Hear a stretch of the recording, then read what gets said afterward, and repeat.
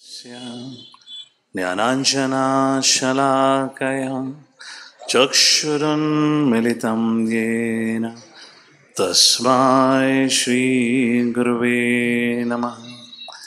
नमो विष्णुपादाय कृष्णपृष्ठाय भूतले श्रीमते भक्तिवेदान्त स्वामिनेति नामिने। नमस्ते सरस्वते देवे गौरवाणी प्रचारिणे निर्विशेषशून्यवादी पाश्चात्य देशतारिणे। जय श्री कृष्ण चैतन्य प्रभु नित्यानंद श्री अद्वैत गदाधर श्रीवासादि गौरभक्तवृंद। हरे कृष्णा कृष्णा कृष्णा हरे हरे, हरे राम राम राम हरे हरे। हरे कृष्णा।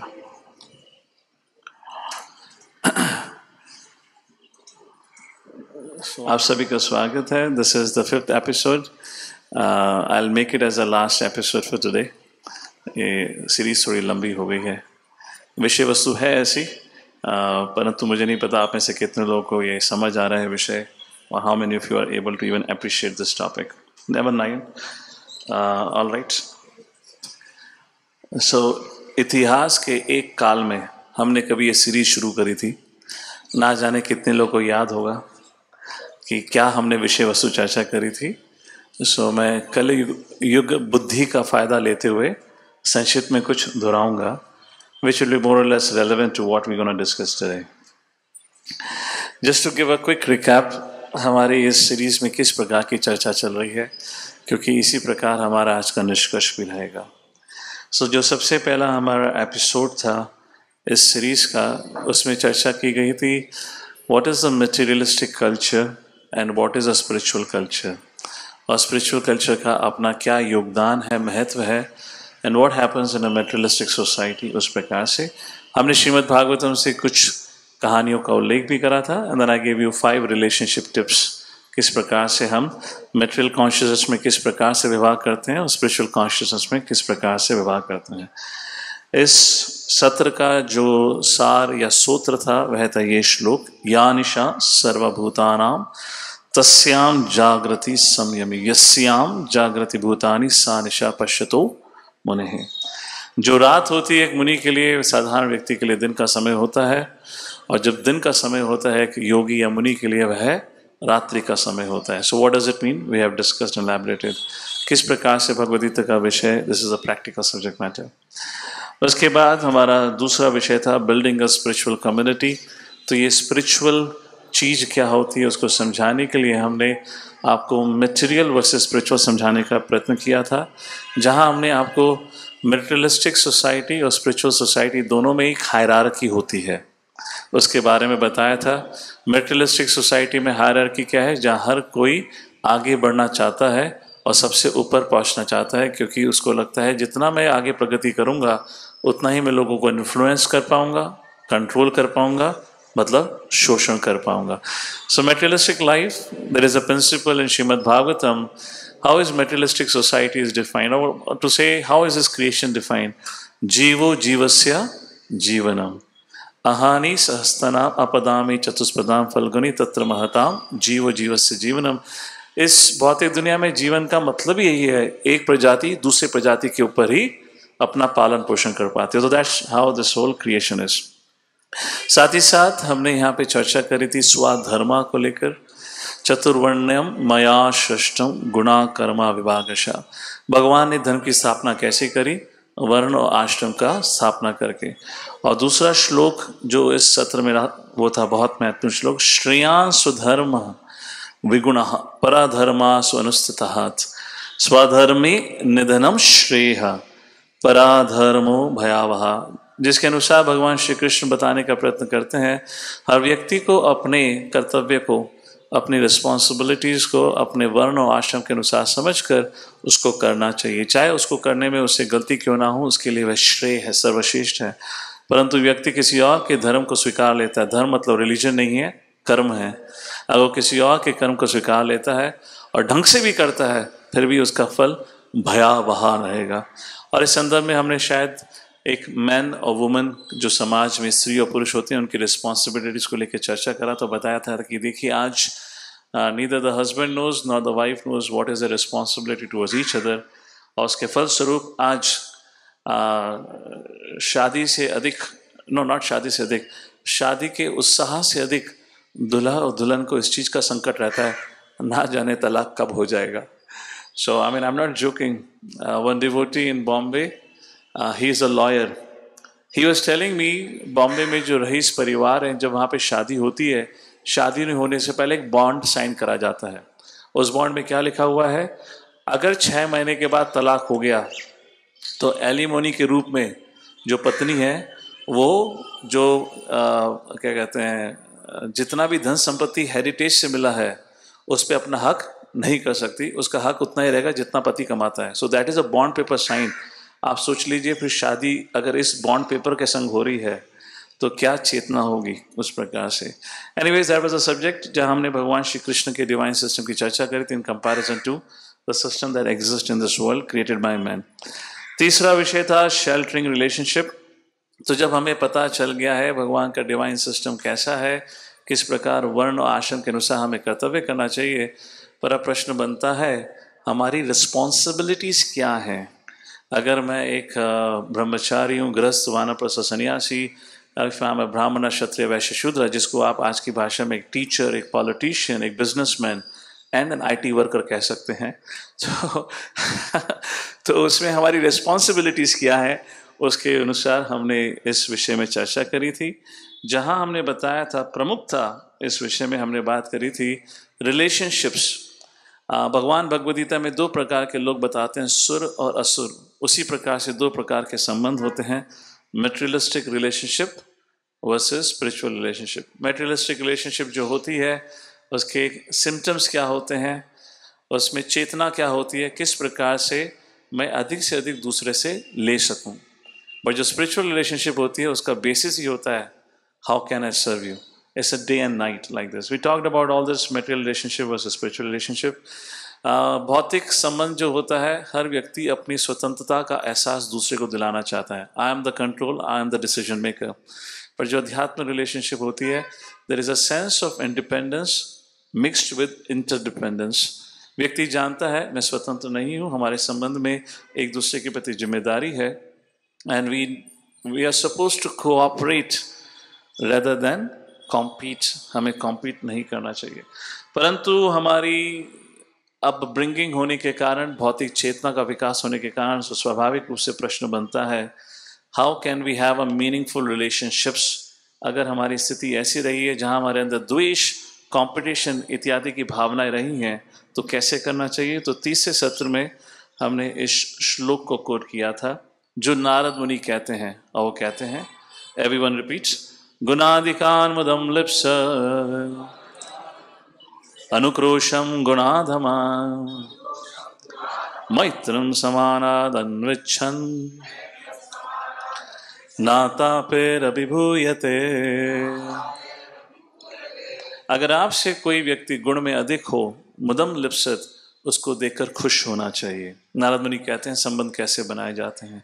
अनुक्रोशम गुणाधमा, अगर कोई व्यक्ति आपसे गुण में कमी हो, गुणों में कम हो, अनुक्रोशम मतलब उस पर कृपा दिखानी चाहिए, कंपैशन दिखाना चाहिए। मैत्रिम समान अन्विच्छन, और कोई आपके समान का व्यक्ति हो तो उसके संग मैत्री का संबंध बनाना चाहिए। ना तापेर अभिभूयते, इस प्रकार से व्यक्ति अगर संबंध बना के रखता है अपने वरिष्ठों से, अपने से जो छोटे हैं और अपने समान के व्यक्ति हैं, ना तापेर अभिभूयते, ऐसे व्यक्ति के जीवन में किसी भी प्रकार का कष्ट आ ही नहीं सकता। इसका अर्थ है अगर हमारे जीवन में कष्ट, कठिनाई है, तो हमारे इन 3 संबंधों में कहीं ना कहीं कमियां हैं।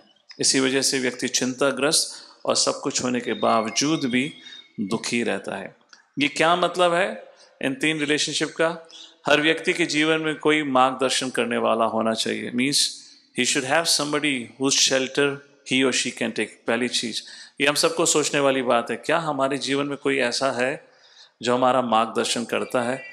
वैसे मार्गदर्शन करने वाले तो बहुत मिल जाएंगे, फ्री की एडवाइस देने वाले लोग बहुत होते हैं, परंतु प्रश्न ये बनता है क्या मैं कोई ऐसा व्यक्ति है जिससे मार्गदर्शन स्वीकार करने के लिए तैयार हूं? That's a point here. And the second thing is about self expression. क्या मेरे पास ऐसे मित्र हैं, ऐसी मेरी संबंध हैं मित्रों के संग जहां मैं I can be just by my self. मुझे प्रिटेंड करने की आवश्यकता नहीं है कि मैं ऐसा हूं, मैं वैसा हूं. I can just be my self and the friend knows me and I can speak my heart. And तीसरा है सेल्फ वर्थ. वह सेल्फ वर्थ का मतलब है जहां मैं दूसरों के जीवन में कुछ कर सकूं. ये जो ये श्लोक है ये बताते हैं कि कैसे जीवन के पूर्णता का एहसास तभी होता है जब हमारे पास ये तीन संबंध हो. देखिए, किसी का मार्गदर्शन करना हो हमारे लिए आसान है, ये सुनो. अगर मैं आपसे पूछूं तीनों में से हमारे लिए सबसे आसान स्वीकार करना क्या है, वो है दूसरे को एडवाइस देना, राइट.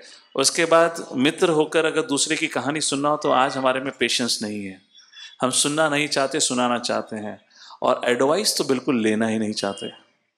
कहो मत, हम सब जानते हैं. तो इस प्रकार से ये तीन संबंध बताए गए हैं to what I called as the triangle of fulfilment. और यहाँ से शुरू हुआ था हमारा पिछला सत्र, चौथा सत्र, जब से शायद 2-3 हफ्ते पहले हुआ था, जहाँ हमने बात करी थी कि ये जो तीन संबंध हैं, वरिष्ठों की शरण लेना, मैत्री, और अपने से जो छोटे हैं उनका मार्गदर्शन करना, ये तीन संबंध हम किस प्रकार से बना सकते हैं. Formula for cultivating sheltering relationship.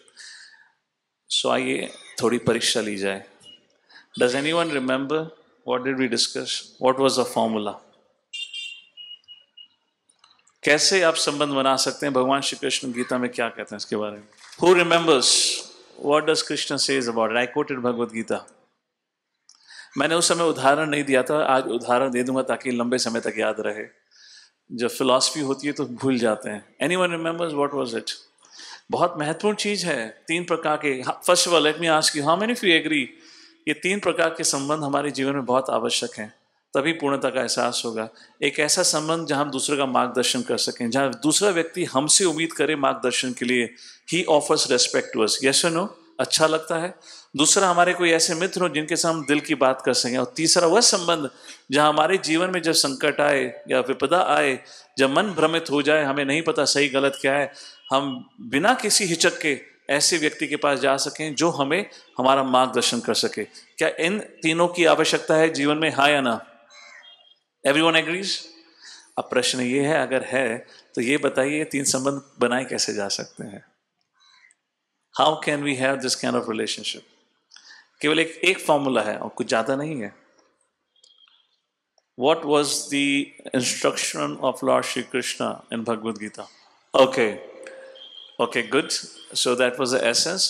क्या कहते हैं सेंस ग्रेटिफिकेशन को हिंदी में क्या कहेंगे ढंग से? इंद्रिय भोग, इंद्र तृप्ति को त्याग करके. All right, let's take a look at it. So भगवान उसका फॉर्मूला देते हैं. I've been kind of looking at Bhagavad Gita in a different way lately. Bhagavad Gita का एक फिलोसॉफिकल पॉइंट ऑफ व्यू है, भगवद गीता का एक अर्जुन और कृष्ण का संवाद भी है, और भगवद गीता का एक दृष्टिकोण है जहाँ हमारे जीवन को उस भगवद गीता के ज्ञान से कैसे परिवर्तन लाया जा सकता है. आपको भगवान के प्रति भक्ति तो है ही, बट इसमें ऐसे ऐसे उपदेश दिए हुए हैं which are very very relevant. मैं कोट करता हूँ, उदाहरण देता हूँ, फिर आप बताइएगा इज भगवद गीता रेलिवेंट और नॉट. भगवान कहते हैं यस, हमें सेंस ग्रेटिफिकेशन को त्यागना पड़ेगा जब तक उस मन और इंद्रियों पे हम नियंत्रण करना नहीं सीखेंगे. और संबंध के बीच में जब जब हम अपने इंद्रिय भोग को ला के रखेंगे तब तक हमारे जीवन में कष्ट रहेगा. Let me quote Krishna here, I will give you an example to explain. भगवान श्री कृष्ण कहते हैं, प्लीज रिपीट आफ्टर मी. योग युक्तो विशुद्धात्मा विजितात्मा जितेन्द्रियः सर्वभूतात्मा भूतात्मा कुर्वन्नपि न लिप्यते. बहुत इंटरेस्टिंग श्लोक है. कुर्वन् अपि न लिप्यते. What is that? कुर्वन् एवेह कर्माणि जिजीविषिक्षतं समः एवं त्वयि नान्यते सी ना कर्म लिप्यते. मतलब कर्म बंधन में नहीं फंसता अगर व्यक्ति भगवान को मानते हुए उस प्रकार से कर्म करता है, भगवान के ईश्वर भाव को समझते हुए। ईशोपनिषद में कहा गया, यहाँ कहा गया कुर्वन् अपि न लिप्यते। क्या कहने का अर्थ है? योग युक्तो विशुद्ध आत्मा, one who is pure in consciousness. योग युक्तो, जो योग मार्ग का पालन करता है। युक्त का मतलब होता है engage, one who practices yoga. और कौन सा योग भगवद गीता के माध्यम से भगवान सर्वश्रेष्ठ बताते हैं? वह है भक्ति योगा। कर्म योग, ध्यान योग, ज्ञान योग इत्यादि हैं, पर भक्ति योग सर्वश्रेष्ठ। फिर भगवान कहते हैं विजित आत्मा जितेंद्रिय, जिस व्यक्ति ने अपने मन और इंद्रियों पर नियंत्रण करना सीखा है। और अब आती है तीसरी लाइन, सर्वभूतात्मा भूतात्मा, ऐसा व्यक्ति सबको प्रिय होता है और सब उसके प्रिय होते हैं। इन अदर वर्ड्स, भगवान कह रहे हैं अगर आपको अच्छे संबंध बनाने हैं तो आपको अपने मन और इंद्रियों पर नियंत्रण करना सीखना पड़ेगा। जब तक आप ऐसे नहीं करेंगे आपके संबंध कभी भी ढंग से नहीं बन सकते हैं। मैं जानता हूँ आप में से काफ़ी लोग सोच रहे होंगे इसका हमारे संबंध से क्या लेना देना। What you all think about it? Does it have any relationship to relationship और या नहीं? मन और इंद्रियों पर नियंत्रण होना। Let me give you an example. मैं हाल ही में इस केस स्टडी पे चर्चा कर रहा हूँ। Let me repeat this. What is happening on the scene? What do you see here? कौन कौन है इस पिक्चर में? हाँ, प्रभु राम। वो तो चलो बहुत ही सरल है। प्रभु हाँ राम किससे पंजा लड़ा रहे हैं? पंजा लड़ा रहे हैं, हाथ मिला रहे हैं? हाँ चलो, एटलीस्ट आपके अंदर युद्ध करने की चेतना नहीं है, सो हाथ मिला रहे हैं। वरना कोई WWE फैन होता तो कहता पंजा लड़ा रहे हैं। ओके, हाथ लड़ा रहे हैं। सॉरी, हाथ लड़ा नहीं रहे, हाथ मिला रहे हैं। आई एम सॉरी मिला रहे क्रॉस कनेक्शन हो गया हिंदी में। सो हाथ मिला रहे हैं। किसके संग हाथ मिला रहे हैं? सुग्रीव। हनुमान के संग हाथ मिलाएंगे? हनुमान सेवक थे, हनुमान अपना हाथ ही नहीं देंगे प्रभु राम को कभी। सुग्रीव के संग संधि करी गई है और इस संधि की टर्म्स एंड कंडीशन बड़ी सरल थी। राम और सुग्रीव की स्थिति एक जैसी थी। दोनों की पत्नियों का एक प्रकार से अपहरण हो चुका था, जबरदस्ती उनकी पत्नियों को लेकर जाया गया था। तो यहाँ राम सुग्रीव से कहते हैं कि नॉट राम सुग्रीव, सुग्रीव ने प्रपोजल दिया प्रभु राम को कि आपकी और मेरी स्थिति एक समान है, आप मेरी मदद करिए, जब मुझे राज्य वापस मिल जाएगा तो मैं आपको सीता खोजने में मदद करूंगा। प्रभु राम कहते हैं ऑल राइट। सुग्रीव के संग न्याय हुआ है, उसको न्याय देने के लिए मेरा फर्ज बनता है उसका मदद करना। परंतु अग्नि के समक्ष ये प्रतिज्ञा ली गई थी, राम सुग्रीव की मदद करेंगे और सुग्रीव राम की मदद करेंगे। रिलेशनशिप सेट हुई, परंतु राम तो सुग्रीव की मदद कर देते हैं। और इसी प्रकार से चतुर्मास का महीना था, बारिश बहुत तेज से थी, तो प्रभु राम सुग्रीव को कह देते हैं, हे सुग्रीव अभी ये समय सही नहीं है, चतुर्मास 4 महीने समाप्त होने के बाद आप वानर सेना को भेजना और सीता की खोज करने में मदद करना। 4 महीने 4.5 महीने करके तकरीबन 5 महीने को होने को आ जाते हैं। सुग्रीव का कुछ अता ही पता नहीं है। Why did Sugriva didn't come back? ये वही सुग्रीव है जिसने किसी साधारण मनुष्य को प्रतिज्ञा नहीं दी है, वायदा नहीं करा है, प्रॉमिस करा है। इसने प्रभु राम को प्रॉमिस किया। एंड किस वजह से सुग्रीव अपने प्रॉमिस को नहीं पूर्ण कर पाए? क्योंकि वह अपने इंद्रिय भोग में बड़े लिप्त थे। He was enjoying the royal pleasure. तो जब भगवान श्री कृष्ण भगवद गीता में कहते हैं योग युक्त विशुद्ध आत्मा विजित आत्मा जितेंद्रिया, जब तक व्यक्ति अपने मन और इंद्रियों पर नियंत्रण करना नहीं सीखता तब तक जो रिलेशनशिप्स हैं वो ढंग से हम बना ही नहीं सकते। ऑल राइट, भगवान भगवद गीता में एक और कॉन्सेप्ट देते हैं। ये तो चलिए एक शुरुआत की बात है। भगवान भगवद गीता में बताते हैं 3 प्रकार के कर्म किए जाते हैं, एक्शंस परफॉर्म किए जाते हैं। क्या क्या होते हैं? 3 levels of actions. I like to take a look at it this way. पहला होता है जिसको हम कहते हैं अधर्म। वह होता है जैसे सुग्रीव ने करा, इररिस्पॉन्सिबल एक्शन। उसने प्रतिज्ञा क्या ली थी, पर अपने मन और इंद्रियों के सुख के लिए उसने उस प्रतिज्ञा को भुला दिया। This is material irresponsibility. Prabhupada says not following one promise is sin. फिर धर्म की बात होती है। ये वर्ड्स हैं जो भगवान श्री कृष्ण भगवद गीता में उपयोग करते हैं। धर्म का मतलब है material responsibility. This is at the platform of duty. Sugriva का अपनी प्रतिज्ञा का पूर्ण करना वह धर्म कहलाता, परंतु एक और चीज होती है, वह क्या है? पराधर्म। वह होती है स्पिरिचुअल रिस्पॉन्सिबिलिटी। धर्म और पराधर्म में क्या अंतर है?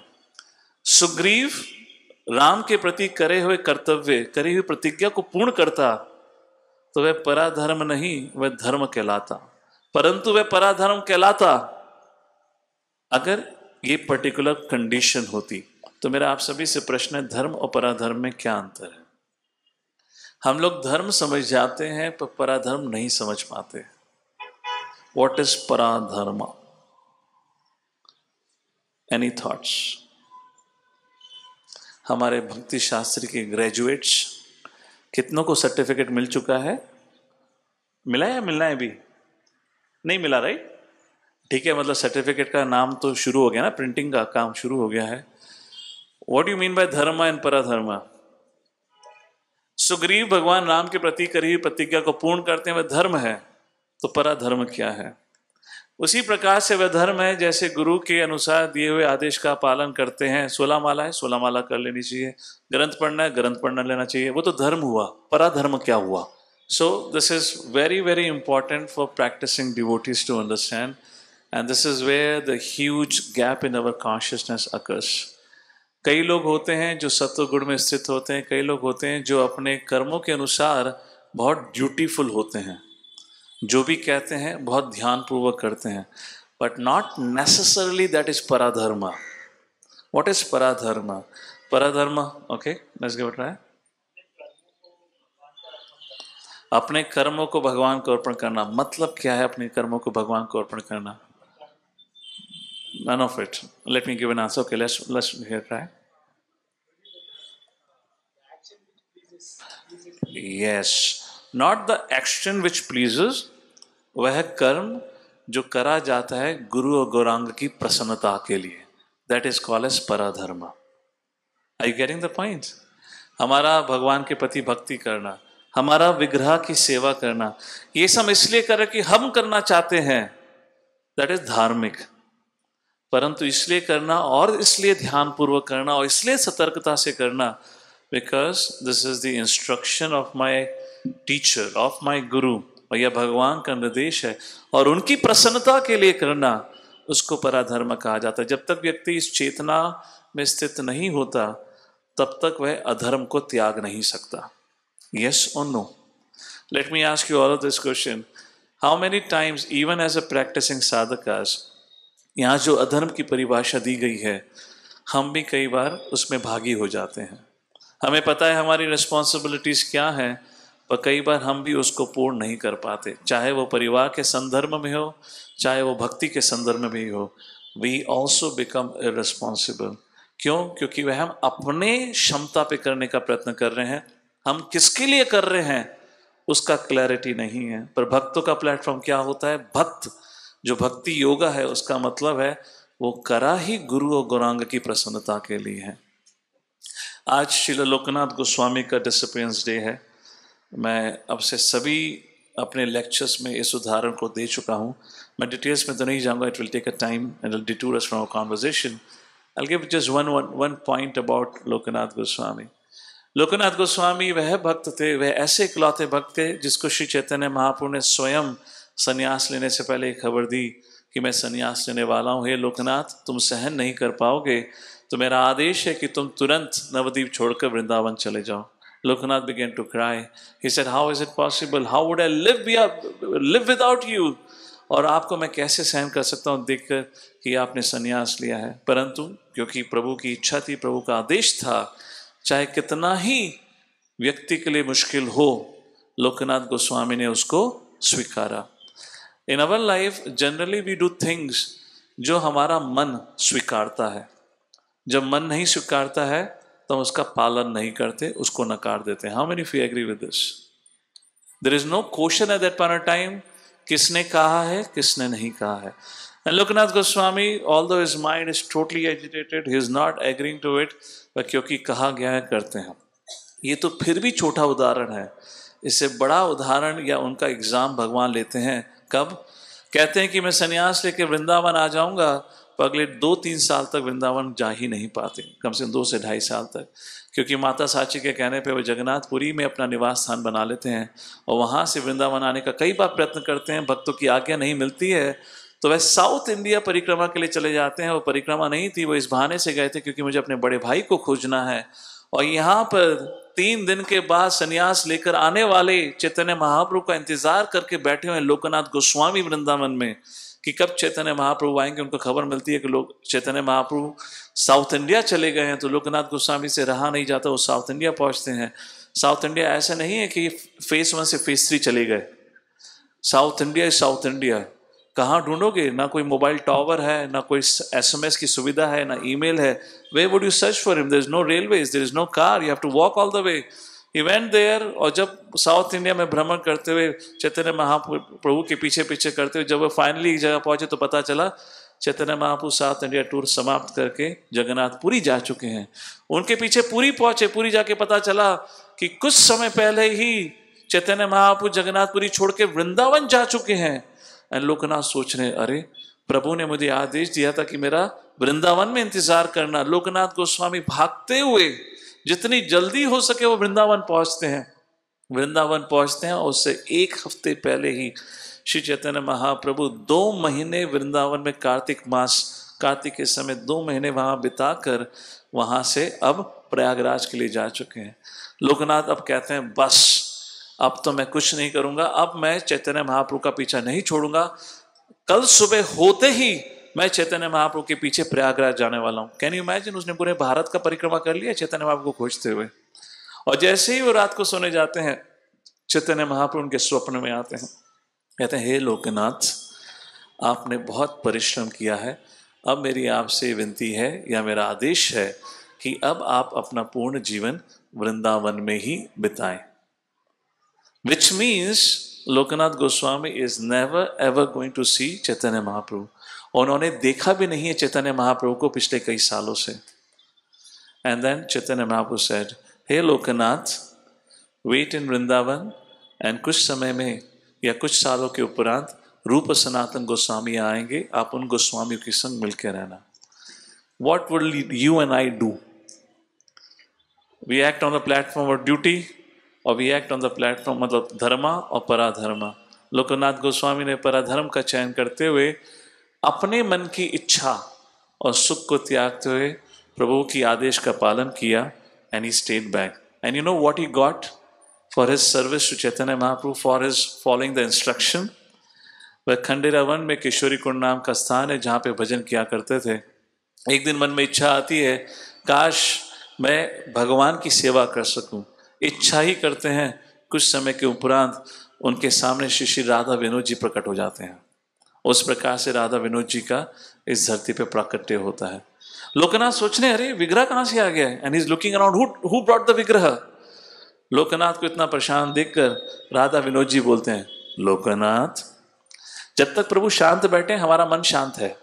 अगर वहां से भी वो आपका नाम लेकर पुकार लेना, आप होटल छोड़ के भाग जाओगे भूत भूत कहते हुए। लोकनाथ के सामने बैठे और राधा विनोद जी कहते हैं, लोकनाथ कहाँ किसको खोज रहे हो? तुम्हारी इच्छा थी तो मैं प्रकट हो चुका हूं। मैं काफी समय से किशोरी कुंड में रह रहा हूं। चलो, मुझे बहुत भूख लगी है, बहुत लंबे समय से मैंने कुछ खाया नहीं है, मेरे लिए भोग लगा। So anyways, I hope you got the idea of धर्म वर्सेस पराधर्म। तो हमारी भक्ति कई बार केवल धर्म के स्तर पर रह जाती है, पराधर्म के स्तर पर आ ही नहीं पाती, क्योंकि हम अपने और भगवान, अपने और गुरु के संबंध में एक चीज को लाकर हमेशा रखते हैं। वो क्या है? हमारा मन। कुछ भी हो हम करते अपने मन के अनुसार है। अगर मन में जैसे तैसे एडजस्ट हो गया, मन ने स्वीकार लिया, तो हम उसको भक्ति कह के भक्ति करने लगते हैं, पर नहीं तो बहुत मुश्किल। It's not easy, it's difficult, but that's the difference between धर्म एंड पराधर्म। सो किसी को अपने इंद्रियों पर नियंत्रण करना, अपने मन पर नियंत्रण करना, इसमें तो ज्ञानी बड़े सर्वश्रेष्ठ होते हैं। But what is the difference between ज्ञानी and devotee? The difference in ज्ञानी and devotee is, yes, ज्ञानियों का अपने मन इंद्रियों पे, योगियों का अपना मन इंद्रियों पे बहुत नियंत्रण होता है, परंतु जो भक्त होते हैं केवल नियंत्रण ही नहीं होता, वह जो भी करते हैं वो गुरु और गौरांग की प्रसन्नता के लिए करते हैं। वह धर्म ही नहीं, वह पराधर्म का पालन करते हैं। तो इस प्रकार से बताया गया है कि किस प्रकार से यहाँ पर भक्त मतलब किस प्रकार से संबंध बनाया जा सकता है। श्रील प्रभुपाद जी एक लेक्चर में बहुत खूबसूरत बात कहते हैं।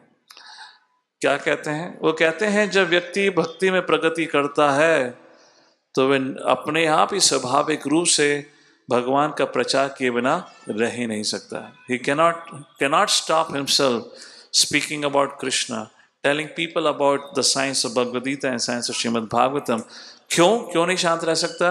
क्योंकि भगवद गीता में स्वयं भगवान श्री कृष्ण कहते हैं मुझे सबसे प्रिय क्या है। Please repeat. या इदम परमं गुह्यं मत भक्तेषु विधास्यति भक्तिं मयि परां कृत्वा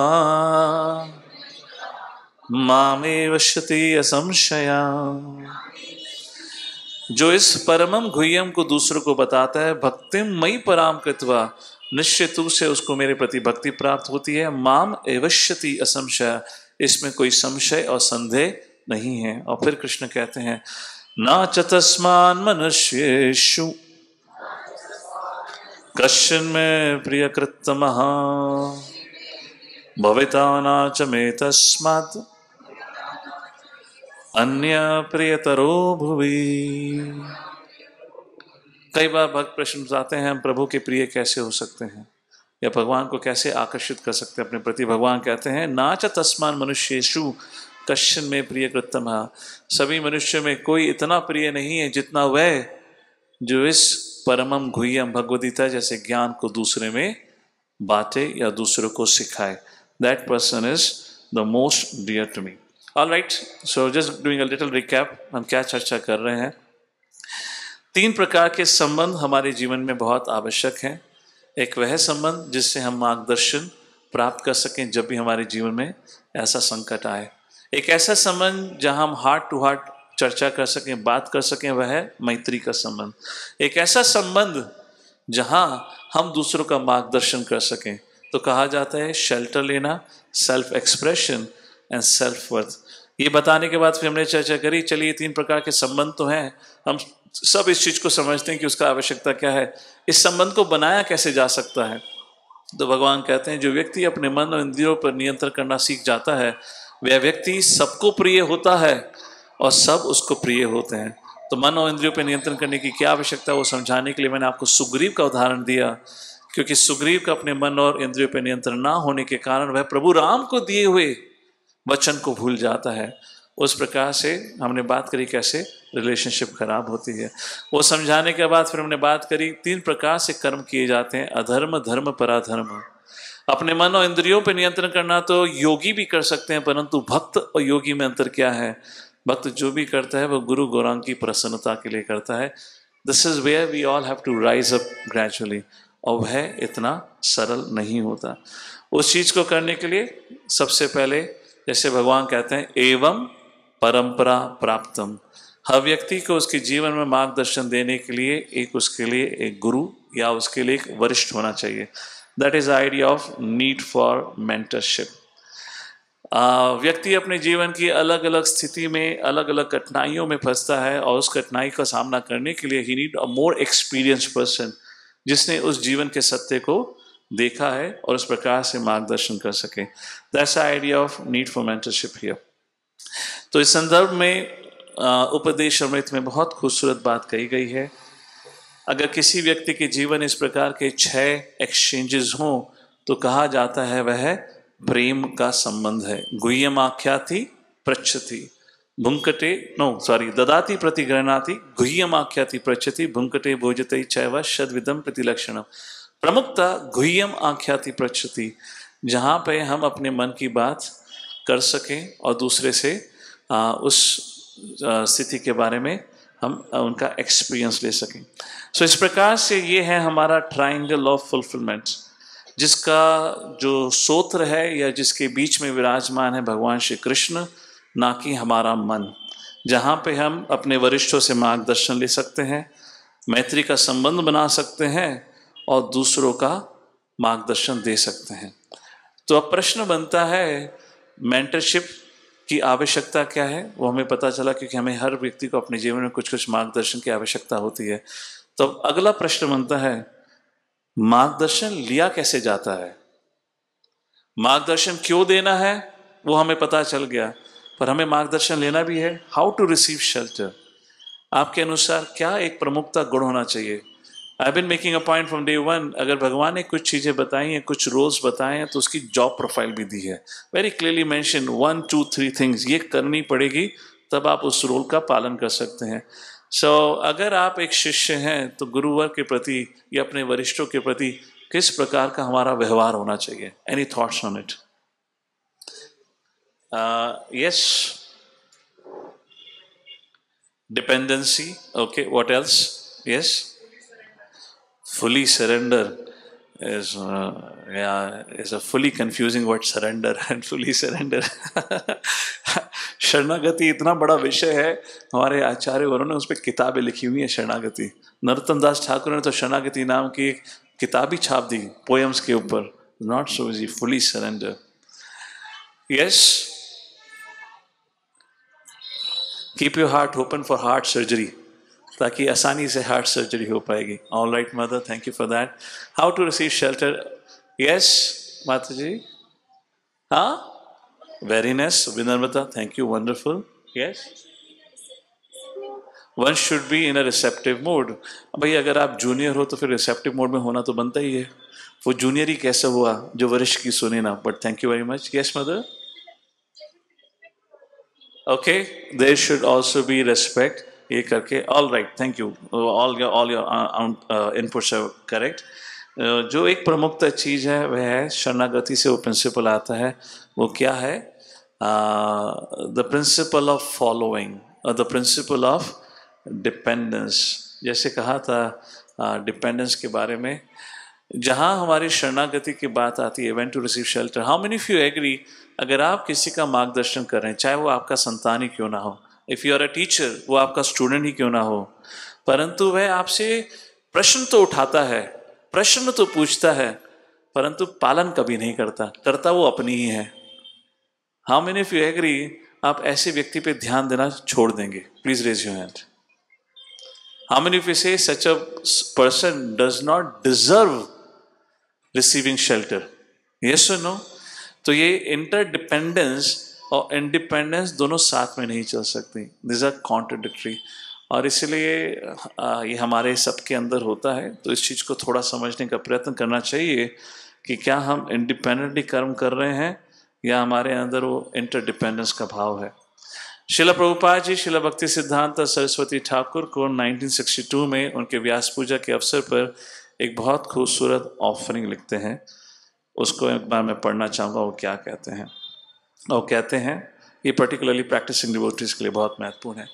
शिला प्रभुपाद जी rights, not writes, he's speaking in the assembly of his God brothers, and Srila Prabhupada says, even now, my God brothers, you return here on the order of our master, and together we engage in this puja. हम सब यहाँ पे एक बार फिर इकट्ठा हुए हैं अपने गुरु महाराज की पूजा करने के लिए। But simply a festival of flowers and fruits does not constitute worship. केवल फूल अर्पण करना या फल अर्पण करना या भोग अर्पण करना, वह अपना में ही वह पूजा नहीं कहलाता है। The one who serves the message of Guru really worships him. जो अपने गुरु के आदेश का पालन करे या वरिष्ठों के आदेश का पालन करे, उसी को सही मात्रा में पूजा कहा जाता है, सेवा कहा जाता है। जब हम स्पिरिचुअल की बात करते हैं तो स्पिरिचुअल दो शब्दों से बना है, रिचुअल, और उस रिचुअल के पीछे आती है स्पिरिट, और स्पिरिट और रिचुअल को जोड़ के बनता है स्पिरिचुअल। ये हमारे इस भौतिक जगत में एक कंडीशनिंग होती है, हम रिचुअल्स को बहुत जल्दी पकड़ लेते हैं, परंतु उस रिचुअल के पीछे की जो स्पिरिट होती है जनरली वह हम भूल जाते हैं, या हमारे फॉल्स ईगो के कारण हम उसको भुला देते हैं। तो श्रीला प्रभुपाद जी यहाँ अपने गुरु भाइयों को याद दिला रहे हैं, हमारे गुरु का आदेश था कि भगवत भक्ति का प्रचार करना, परंतु आपके आपस में कॉन्फ्लिक्ट के कारण आपने कोऑपरेट करना बंद कर दिया है, जिसके कारण हम गुरु की आज्ञा का पालन नहीं कर रहे हैं। फिर भी आप हर साल व्यास पूजा के अवसर पर एक साथ आकर इकट्ठा होते हैं और एक साथ फल और फूल अर्पण करते हैं। क्या आपको लगता है आपके गुरु से प्रसन्न होंगे? गुरु प्रसन्न तभी होंगे जब आप उनके आदेश का पालन करें। So this is the point Prabhupada is saying in this 1962 offering, and Prabhupada actually really chastises I'll not go there. So idea is we got to follow the spirit behind the ritual, then it becomes spiritual. ये मैंने पिछली बार भी coat करा था, ये बहुत महत्वपूर्ण एक वाक्य है जो शिला प्रभुपाद जी भक्ति रसामृत सिंधु में लिखते हैं। वो कहते हैं चैंटिंग के बारे में। प्रभुपाद कहते हैं love means to serve, if you love somebody you will want to serve. इस विषय पे मैंने कई बार सोचा है। मैं जब महाभारत पढ़ रहा था तो मैं बड़ा ही हैरान था, क्या कभी ऐसा भी हो सकता है। बहुत सारे ऐसे इंसिडेंट्स हैं जो बड़े ही शॉकिंग थे, पर्टिकुलरली पांडवों के जीवन में। जब 18 दिन का युद्ध समाप्त हो जाता है तो युधिष्ठिर महाराज युद्ध समाप्त होने के बाद कहते हैं कि मैं राजा नहीं बनूंगा। अगर कलयुग की स्थिति होती तो छोटा वाला भाई सबको पार्टी देता, चलो वो गया, राजा मैं बनूंगा। भीमसेन युधिष्ठिर को डांट रहा है, तुम्हारी हिम्मत कैसे हुई मना करने की, राजा तुम ही बनोगे। अर्जुन नकुल सहदेव उनसे प्रार्थना कर रहे हैं, हे प्रभु हे युधिष्ठिर आप ऐसा कैसे कर सकते हैं। Isn't that little amazing and strange? जिस वातावरण में हम आए हैं, जिस वातावरण में हमारा जन्म और पैदाइश हुई है, and look at what was our culture, जहां एक छोटा भाई बड़े भाई से इस चीज के लिए लड़ रहा है कि राजा तो तुम ही बनोगे। बड़ा भाई कह रहा है नहीं मैं तो जंगल जा रहा हूं, राजा तुम बन जाओ। कह रहे मैं राजा बनूंगा ही नहीं, राजा तुम बनोगे। ये एक संस्कृति है, क्यों? क्योंकि स्पिरिचुअल नियमों का पालन हुआ, जहां वरिष्ठ के प्रति सेवा भाव। और वरिष्ठ कैसे थे वो हम पहले ही बात कर चुके हैं। स्पिरिचुअल कॉन्शियसनेस कैसी होती है, जितना आप बड़े होते हैं, जितनी आपकी पोजीशन रिस्पॉन्सिबिलिटी बढ़ती है, आप अपने अधीन लोगों की प्रोटेक्शन देते हैं, संरक्षण देते हैं, ना कि उनका शोषण करते हैं। अगर संबंध ऐसा हो जहां आपको पता है ये व्यक्ति कल भी मेरी संरक्षण करता था, आज भी करता है और कल भी करेगा, तो उस रिलेशनशिप में आपको सेवा करने में क्या डर लगेगा। परंतु हम आज ऐसे समाज से आए हैं जहाँ पे हमारा इस प्रकार हमारे संबंधों का एक्सपीरियंस रहा है। आज हमें दूसरे संबंध पर श्रद्धा रखते हुए बहुत डर लगता है। Hare Krishna. Can you stop that? You write in front of me, I am getting distracted. Take it off please. इसको आपका बहुत IT एक्सपेरिमेंट चल रहा है इससे बढ़िया आप लोग बैठ के सुन लो, वो ज़्यादा अच्छा रहेगा। और रिकॉर्डिंग तो दूसरों के लिए बाद में, पहले हमारे भक्त सुने, वो ज़्यादा महत्वपूर्ण है। All right, okay, what was I making a point? या पांडवों के बारे में। ऑफ कोर्स आप राम के बारे में बात करेंगे तो वो अलग चीज़ है, क्योंकि वहाँ स्वयं प्रभु थे। पर युधिष्ठिर पांडवों के केस में क्या था? युधिष्ठिर इतनी बड़ी गलती कर बैठते हैं जब वह गैम्बलिंग मैच का इन्विटेशन स्वीकार लेते हैं और गैम्बलिंग मैच में हार भी जाते हैं। एक बार कहीं ऐसा इंसिडेंट नहीं आता जहां उस चीज को लो युधिष्ठिर को कोसा जा रहा, या भीमसेन उसका फायदा उठा के कह रहे तू राजा कैसे बन सकता है, तूने तो हम सबको वैसे ही लुटा दिया था, तेरे पे भरोसा नहीं है, हम तुझे राजा नहीं बनने देंगे, राजा हम बनेंगे। Never ever was a thought like this. What a different society was it, and what we have become today. The way our day begins today, जैसे ही एक आज का जीवात्मा अपनी आंखें खोलता है तो सर्वे करने लगता है। एक एंटीना होता है ना, रडार, सर्वे करता है, आज मैं किस किस का शोषण करूंगा, जितनों का शोषण करूंगा तभी मुझे सुख प्राप्त होगा। अगर मैं शोषण नहीं करूंगा तो कोई मेरा शोषण कर बैठेगा। Therefore Prabhupada writes, I'll quote that in a short while. Prabhupada ji जैसे कल इस्कॉन का फाउंडिंग डे है 1966 में, कल आने वाला जो दिन है वह दिन है जब इस्कॉन की स्थापना हुई थी। I'll quote one very beautiful श्लोक Prabhupada writes, प्रभुपाद जी ने इस्कॉन की स्थापना क्यों करी। Let's take a look at it. इसको मैं पहले संक्षिप्त में बता देता हूँ क्या कहा गया है। If the dust of the heart is cleansed away, then one can actually understand the importance of the holy name. जब मन पे लगे हुए या हृदय में जो विकार है अगर वह समाप्त हो जाए तो वह हरिनाम की महिमा को समझ सकता है। For persons who are not inclined to clean the dust from their hearts, who want to keep things as they are, it is not possible to derive the transcendental result of chanting Hare Krishna Mahamantra. जो अपने हृदय को साफ नहीं करना चाहते वह कभी भी हरे कृष्ण महामंत्र के रहस्य को नहीं समझ सकते। प्रश्न बनता है हृदय को साफ कैसे करा जाता है? चेतो दर्पणम मार्जनम। हमें बताया गया कि नाम जब से हृदय साफ किया जाता है, परंतु श्रीला प्रभुपाद जी लिखते हैं one should therefore be encouraged to develop service attitude toward the Lord. ये बताइए सर्विस एटीट्यूड का और नाम जप का क्या संबंध है? Anyone would like to tell me what is the relationship between service attitude and chanting the holy names of the Lord? संबंध बड़ा सरल है। Chanting is a service, परंतु जब हम नाम जप करते हैं उसमें भी व्यक्ति अपने सुख और अपने सुख और अपने आनंद को खोजता है। कहते हैं चैंटिंग करके मुझे सुख मिलना चाहिए। आपको सुख तब मिलेगा जब आप सबसे पहले सुख देना सीखेंगे। So इसलिए प्रभुपाद जी कहते हैं one should therefore be encouraged to develop his service attitude toward the Lord because this will help him to chant without offense. What an interesting point here. हम सोचते हैं केवल हम 16 माला नाम जप कर लेंगे हमारे हृदय का सब जो हृदय में कश्मल जो भी है वो साफ समाप्त हो जाएगी, but it cannot unless we have cultivated service attitude. अब प्रश्न बनता है सर्विस एटीट्यूड क्या है? What will be service attitude? सेवा भाव किसको कहेंगे? जो मन में आए या जो सेवा दी जाए? What is service attitude? सेवा तो वो हो गई जो करी है, पर what is about attitude? वह एटीट्यूड का मतलब हुआ जो हमें कहा गया है उसको सेवा कहा जाता है।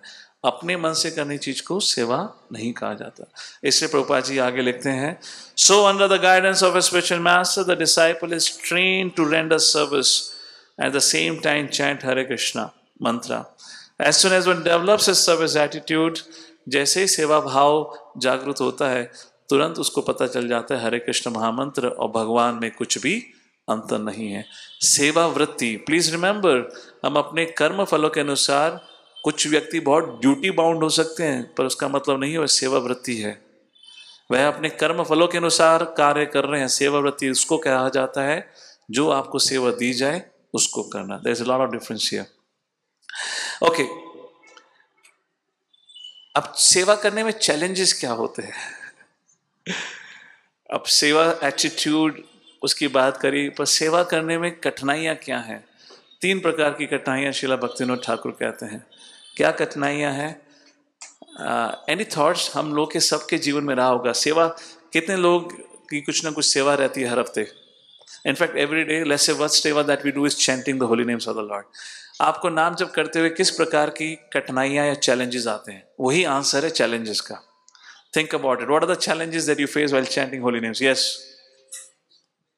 हाँ, mind is distracted. Okay, what else? हाँ, कोई जो बोल रहा है तो हाथ उठा के बोलिए तो समझ आएगा। बॉडीली पेन्स, शरीर का साथ नहीं देना, मन का साथ नहीं देना, और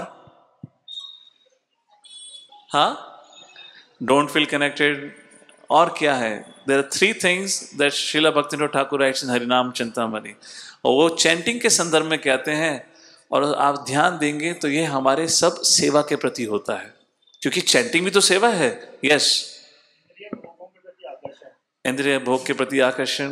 what? There are 3 things at 3 levels, body, mind and heart. Body के स्तर पर लेजीनेस, आलसपन, थोड़ी देर बैठते ही किसी की कमर दुखने लगती है तो पैर दुखने लगता है। थोड़ी देर में बैठते ही, नाम जब करते ही शरीर में अलग अलग विकार आने लगते हैं। जब 3-3 घंटे पिक्चर हॉल में मूवी देखा करते थे तब तो नहीं उठा करते थे। यहाँ पे 2 घंटे चैंटिंग करते नहीं हो, उसमें 10 बार व्यक्ति जॉगिंग करके आ जाता है ना? तो आलसपन, प्रायेण अल्पायुष्य सभ्य कलावस्मिन युगे जना मंद सुमंद मत भाग्य उपद्रुता, पॉल्यूटेड ईथर। मन क्या है? मन हमेशा डिस्ट्रैक्टेड है, लगता ही नहीं है मन में नहीं, इसलिए मन कभी लगता ही नहीं है। और हार्ट के लेवल पे क्या है? इनडिफरेंस। मतलब हम जब कोई सेवा करते हैं कई बार तो बस हम ऐसा करते हैं कि कभी भूल के भी दूसरा वाला कभी सेवा के लिए बोलेगा नहीं। हमारा एक इनडायरेक्ट वो हो जाता है, दिख जाता है भाई, बस बिल्कुल ऐसे सेवा करेंगे, मन नहीं लगाना, हृदय तो दूर दूर की बात रही, और शरीर भी ऐसा टेढ़ा मेढ़ा हो जाता है सेवा करते हुए, तो सामने वाले को पता चल जाता है यार इसकी इच्छा ही नहीं है।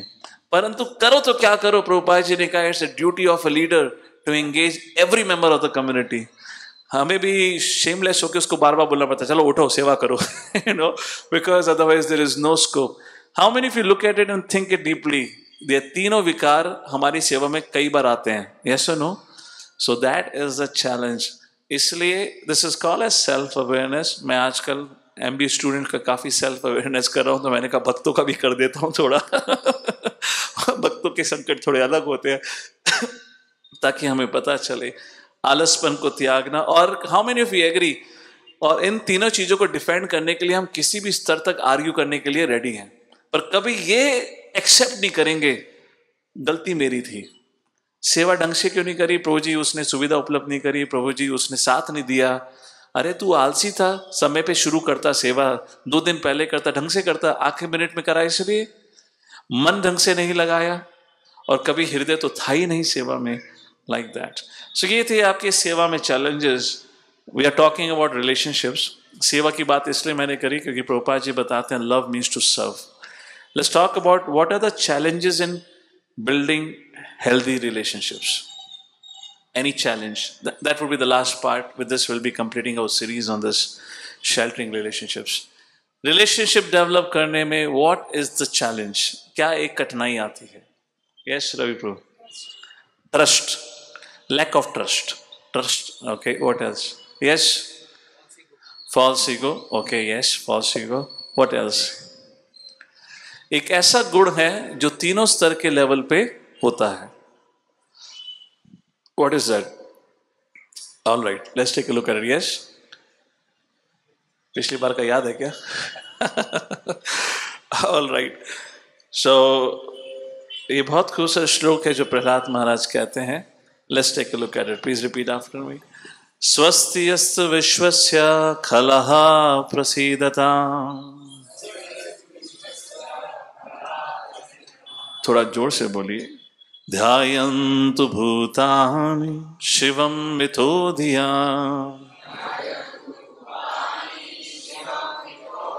मनश्च भद्रं भजताददुक्सजे आवेशतां नो मतिरपि हैतुकी। तो प्रहलाद महाराज कहते हैं स्वस्ति अस्तु विश्वस्य, लेट देयर बी ऑस्पिशियसनेस, खला प्रसीदताम। खला शब्द है, उसके बारे में मैं चर्चा कर रहा हूँ। खला का मतलब होता है envious. Prabhupada ji word to word meaning में लिखते हैं ऑलमोस्ट एवरीवन इज एनवियस। ये जो एक एनवी का जो क्वालिटी होता है उसी के कारण हमारे सारे रिलेशनशिप्स खराब होते हैं। मैं इसका ट्रांसलेशन पूरा बताता हूँ। ध्यायन्तु भूतानि शिवम मिथो धिया मनश्च भद्रम भजता दशोक सजे। अगर ऐसा द्वेषी व्यक्ति अगर भगवान की भक्ति करने लगता है तो उसका मन भद्रम ऑस्पिशियसनेस शांत हो जाएगा। ध्यायन्तु भूतानि शिवम मिथो धिया, और वह अपनी बुद्धि का उपयोग दूसरों के कल्याण में लगाएगा। आवेश्यताम नो मतिर अपितुकी, इस प्रकार से व्यक्ति सबके कल्याण में लग सकता है। क्या गुण है? वह है एनवी। और ये एनवी कैसे मैनिफेस्ट करती है उसको संक्षिप्त में देखते हैं। श्रील प्रभुपाद जी जो हमने बताए थे 3 प्रकार के रिलेशनशिप होते हैं with seniors, with equals and juniors, उसके तात्पर्य में लिखते हैं इसके बारे में। प्रभुपाद जी कहते हैं जो द्वेषी व्यक्ति होता है जब अपने वरिष्ठ से मिलता है तो उनसे द्वेष कर बैठता है। अरे उनके समक्ष उसको इनसिक्योरिटी फील होती है, ये मुझसे बड़े कैसे हैं। जब वो अपने समान के व्यक्ति से मिलता है तो उसके अंदर प्राइड आती है कि मैं इससे अच्छा हूं, कंपटीशन की भावना आती है। और जब वह अपने से छोटे से मिलता है जो उससे गुणों में कम है तो उसके प्रति उसके अंदर शोषण करने की भावना आती है। So 3 qualities we talked about, shelter, self worth and self expression, वो एनवी के कारण वो तीनों ही दूषित हो जाती हैं। सो प्रभुपाद जी कहते हैं generally we find someone, that's a point actually I spoke about. So Prabhupada ji Shrimad Bhagavatam के 30वें स्कंद में उल्लेख आता है अध्यात्म जगत का। As a chapter titled is general description of spiritual world, और बहुत खूबसूरत उल्लेख आता है। There are series of verses, I will quote one particular verse. तो हम जिस दुनिया में हैं, जिस समाज में हैं, वहाँ एनवी और द्वेष is a fundamental quality. Prabhupada ji कहते हैं हर एक के अंदर होती है, मतलब भक्तों के अंदर भी होती है। ऐसा नहीं है कि हम भक्ति करना शुरू कर दिया द्वेष चला गया है। द्वेष है, वो धीरे धीरे कम होगा, एटलीस्ट हमें पता होना चाहिए। I will do some thought process exercise कि किस प्रकार से वो द्वेष मैनिफेस्ट करता है।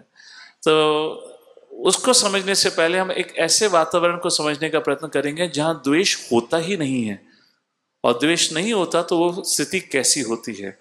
वो है वैकुंठा। श्रीमद् भागवतम 3रा स्कंद 15वां अध्याय 33वें श्लोक में बहुत खूबसूरत तात्पर्य प्रभुपाद जी लिखते हैं, आप कृपा करके इसको जरूर पढ़िएगा, मैं संक्षिप्त में बताता हूँ। सबसे पहली बात प्रभुपाद जी कहते हैं, वैकुंठ वह एक ऐसी जगह है जहाँ भगवान और भक्त पूर्णतः हार्मनी में रहते हैं।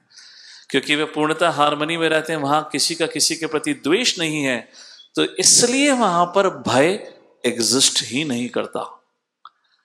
If there is a fear in the society, it is only because of envy, otherwise not. So Vaikuntha में वो भय कभी एग्जिस्ट ही नहीं करता। The entire kingdom of God is such a completely harmonious unit that there is no possibility of enmity or any kind of competition. और प्रभुपाद उदाहरण पर देते हैं, जिस प्रकार से शरीर है, शरीर के अलग अलग अंग साथ में योगदान देके इस शरीर का पालन पोषण करते हैं, उसी प्रकार से समाज में एक साथ लोग रहकर भगवान की सेवा करते हैं, ऐसे समाज को कहा जाता है वैकुंठ। प्रभुपाद आगे कहते हैं, In the spiritual world, this religious principle of Krishna consciousness is maintained in harmony. इसलिए ऐसे जगत को कहा जाता है वैकुंठ। अगर वही प्रिंसिपल्स जो वैकुंठ के हैं अगर आप अपने समाज में भी लेकर आ जाएं, उसको भी फिर वैकुंठ बनाया जा सकता है। और फिर प्रभुपाद जी कहते हैं इस्कॉन के बारे में, If the members of ISKCON putting faith in Krishna as the center, if they live in harmony according to the order and principles of Bhagavad Gita, then they are living in Vaikuntha, not in this material world. These are some very, very deep points here. I hope you're catching some things. कभी हम छोटे forum में इस पर विस्तार से चर्चा करेंगे, इसका मतलब क्या है। What does it mean to put Krishna in the center? क्या भगवान की फोटो उठा के रख लेंगे आगे? What does it mean by putting Krishna as the center? What does it mean Krishna is the Ishvara? Think about it. I'll give it as a homework for all of you. Prabhupada ji एक श्लोक में फिर चर्चा करते हैं ISKCON की स्थापना करने का उनका उद्देश्य क्या है। I am quoting this point because कल इस्कॉन का फाउंडिंग डे है, हमारा मिलना नहीं हो पाएगा, तो हम थोड़ा ये तो ध्यान रखें इस्कॉन की स्थापना श्रील प्रभुपाद जी ने करी किसके लिए है। श्रील प्रभुपाद जी 5वें स्कंद के 13वें अध्याय के 11वें श्लोक में कहते हैं, This is an example of the struggle for existence, the attempt to counteract the onslaught of material nature. This creates enmity in society and consequently society is filled with envious people. एक व्यक्ति दूसरे से द्वेष करता है, ऐसे समाज को भौतिक जगत कहा गया है। ये जो कृष्णा कॉन्शियसनेस मूवमेंट है या जो इस्कॉन है, उसका उद्देश्य एक ऐसे वातावरण, ऐसे समाज की रचना करना जहां द्वेष नामक वातावरण हो ही ना, where the atmosphere is free from envy. Of course, it is not possible for everyone to become Krishna conscious, but the Krishna conscious movement can create an exemplary society wherein there is no envy. What does it mean, no envy between the devotees? Let's take that as a last point. क्या मतलब होता है भक्तों के संबंध में द्वेष ना होना। So this is the ideal situation, the triangle of fulfillment, जहाँ पे शरण लेना, मैत्री का संबंध और दूसरों का मार्गदर्शन करना। Now you replace Krishna from this triangle and let's add yourself into the center of the triangle. The triangle of fulfillment becomes triangle of frustration. मैं सोच रहा था इसको मैं कैसे दर्शाऊं, तो मुझे लगा ये एकदम से गोस्टली लाइफ हो जाती है, तो भूत प्रेत को थोड़ा डाल देता हूं, क्योंकि व्यक्ति ऐसा हमेशा उदासीन और ऐसा लगता है पिट कर आया हो, हमेशा दुखी लगता है, हमेशा दुखी लगता है। क्यों दुखी लगता है? 3 चीजें। जब जिसको इसको एक शेल्टर देनी होती है तो है ऐसा व्यक्ति, द्वेषी व्यक्ति, उसका शोषण करना चाहता है। जिसके संग मैत्री का संबंध बनाना है उसको दिखाना चाहता है वह कितना महान है, I am better than you. और जब जिससे शरण लेनी होती है उसी व्यक्ति के प्रति अपने मन में उसके लिए इनसिक्योरिटी पैदा कर लेता है। क्या कहीं वो मुझे धोखा तो नहीं देगा, अरे ये मुझसे बेहतर कैसे है, इत्यादि इत्यादि, like that. Insecurity, contempt and exploitation. So किस प्रकार से द्वेष हमारे अलग अलग संबंध में आ सकता है, let's take a look at it. Senior, actually जब मैंने ये पिछली बार जब ये सत्र बनाया था तो मैंने इसके लिए कुछ रोल प्ले डिसाइड करे थे, जो मुझे अभी स्लाइड देखकर याद आया, अरे रोल प्ले तो करा ही नहीं। तो इसकी अगली स्लाइड पे कुछ क्वेश्चंस होंगे, उसको मत देखिएगा, मैं भी भूल गया था मुझे अभी स्लाइड देखकर याद आया। So how can envy exist? I will give you an example like this. सोचिए एक वरिष्ठ भक्त प्रवचन देता है और दो मित्र बात के प्रवचन होने के बाद चर्चा कर रहे हैं। एक मित्र बोलता है कितना बढ़िया लेक्चर था, कितने खूबसूरती से प्रभु ने हमें आज बताया कि भक्ति के नियमों का पालन कैसा करना चाहिए और भक्ति में प्रगति कैसे करनी चाहिए। दूसरा भक्त बोलता है ठीक था, इतना भी कुछ खास नहीं था। तो दूसरा भक्त, पहला भक्त पूछता है अरे ऐसा क्या था, इतना तो अच्छा था। हाँ बट यू नो व्हाट, ज्यादा श्लोक कोट नहीं करे, थोड़े अधिक श्लोक कोट कर लेते तो और अच्छा हो जाता। अरे पर जो शिला प्रभुपाद जी ने कहा है वही तो बताया, वो संस्कृत कोट ना कर रहे हो पर संस्कृत का ट्रांसलेशन तो दे ही रहे थे ना, तो उसमें क्या फर्क पड़ता है, क्या समझने में कुछ कमी हुई? बोले देखो समझने में तो कोई कमी नहीं हुई, परंतु यू नो वो प्रवक्ता सिर्फ बोलते हैं, पालन खुद कुछ करते नहीं है। Now if I just look at this case study, what kind of attitude comes out here of the two friends? Are you able to see? एक जो व्यक्ति है उसके अंदर उस संबंध में द्वेष भावना नहीं है, और दूसरा व्यक्ति कभी भी और किसी भी प्रकार खोट निकालने में लगा है कि किसी प्रकार कह दिया जाए इतना भी अच्छा नहीं था। And this is how subtle envy manifest. Envy के कारण वह व्यक्ति स्वीकार ही नहीं सकता किसी दूसरे का गुणगान हो। I seen that and like this we have to be very careful of our association. अगर हम ऐसे लोगों का संग लें तो उस प्रकार से हमारा भी मन दूषित हो सकता है, which means lack of respect and fault finding. I skip this thing. मैंने वरिष्ठ का उदाहरण दिया, दो मित्रों के बीच में कैसे एनवी आ सकती है। Any example you like to think or quote, any situation, दो भक्तों के बीच में, दो मित्रों के बीच में किस प्रकार से एनवी मैनिफेस्ट हो सकती है? शुभ प्रभु, ये सबसे सरल है क्योंकि सबसे कॉम्प्लिकेटेड रिलेशनशिप होती है पीयर रिलेशनशिप, और सबसे ज्यादा एनवी वही मैनिफेस्ट होती है। Yes, comparison. या मतलब give an example, comparison, okay, what else? Some like for a devotee, somebody preaches in the college, another person is doing some background service. So when that other devotee will come and share, वो आज इतने बच्चे आए थे, ये question पूछा, this happened. If that person who is doing background service, he might develop, oh, he is getting the name, fame, recognition. Okay, I would say जब दोनों के अंदर, मित्रों के अंदर अपने इन्फ्लुएंस में बड़ा अंतर होता है ना, तो जिसका इन्फ्लुएंस कम होता है वो अपने से अधिक इन्फ्लुएंस वाले को स्वीकार लेता है। सबसे ज्यादा प्रॉब्लम आती है जहां दोनों का इन्फ्लुएंस एक समान है। Just to paraphrase your situation, imagine there are two friends goes for two different programs, और वह प्रोग्राम करके वापस आते हैं तो एक दूसरे से पूछते हैं और कितने लोग आए थे?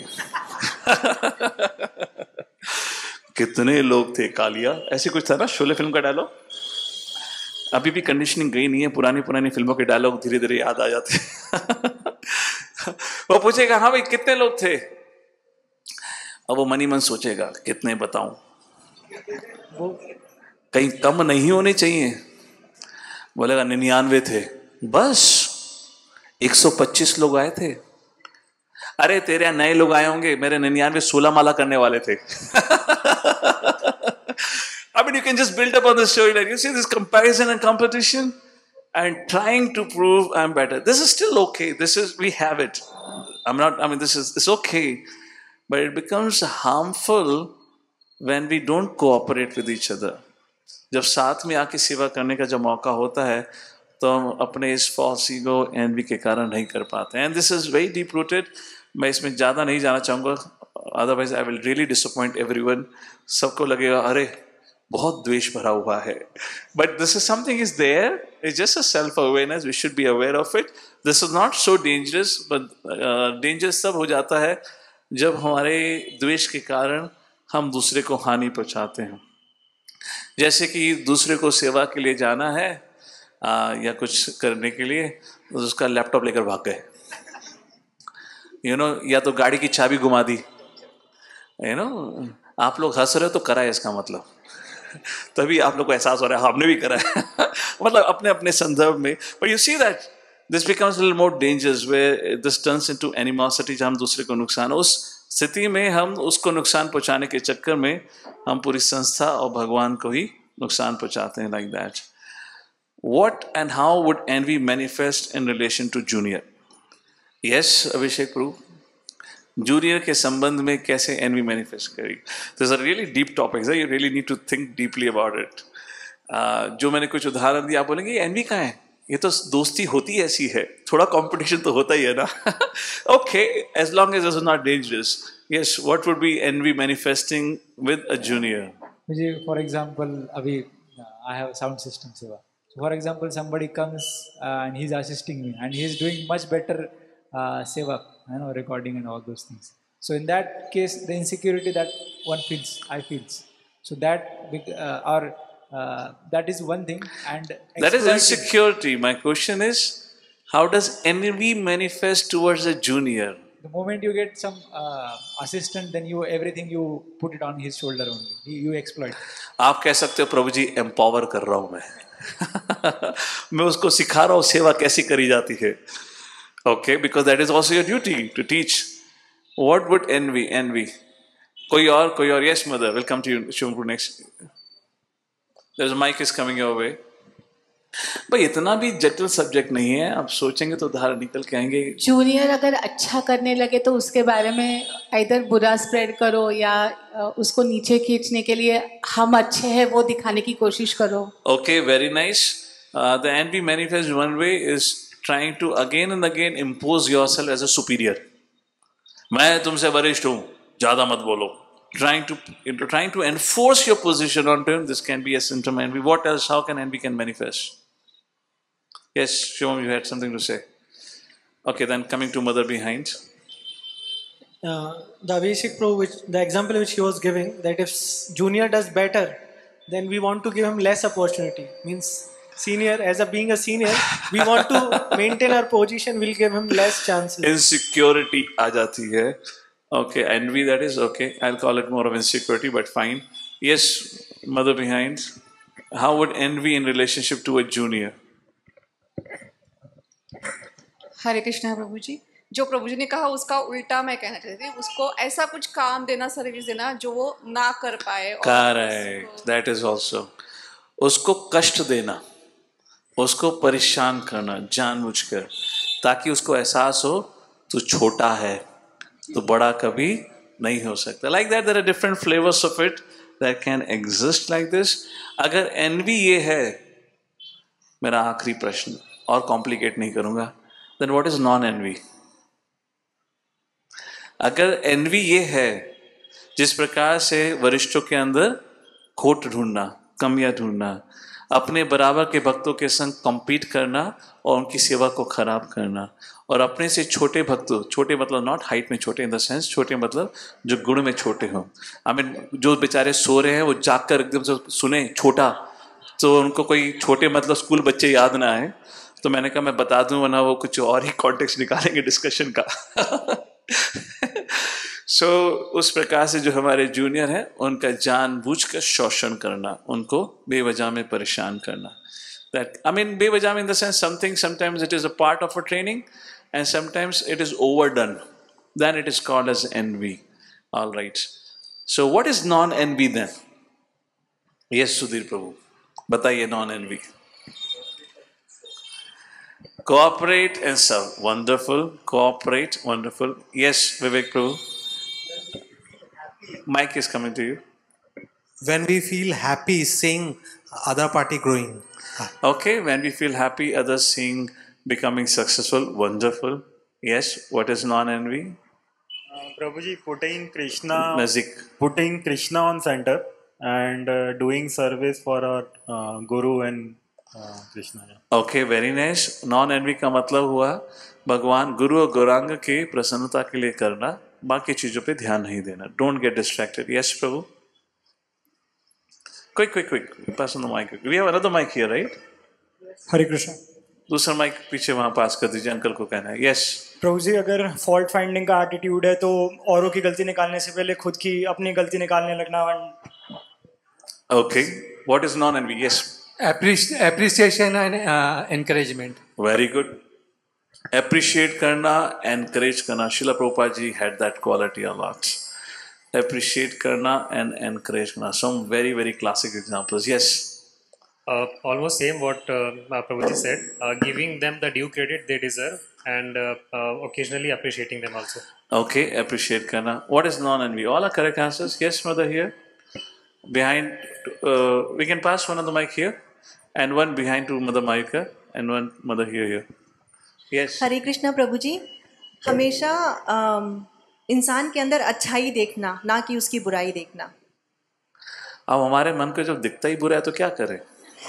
लेकिन प्रभु जी कई बार ऐसा फोर्स कैसे कर सकते हैं? But I mean correct on that side, to see the good not to see the bad, which is also very good definition of non envy.